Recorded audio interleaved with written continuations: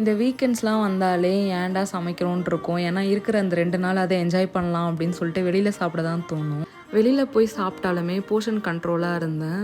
முன்னாடிலாம் வந்து அப்படியே நிறைய எடுத்து எடுத்து நான் தான் சாப்பிட்டுட்ருப்பேன். பட் இப்போ வந்து அப்படியே கொஞ்சம் கொஞ்சமாக குறைச்சிட்டேன்.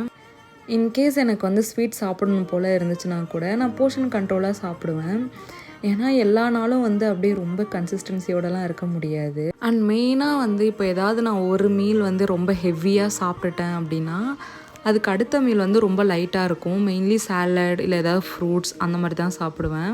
அண்ட் நிறைய பேர் டிஎம் பண்ணியிருந்தீங்க எக்ஸசைஸ் வீடியோஸ் போட சொல்லி. ஆக்சுவலாக நான் எந்த எக்ஸசைஸும் பண்ணுறதில்ல, வாக்கிங் மட்டும்தான் போயிட்டுருக்கேன்.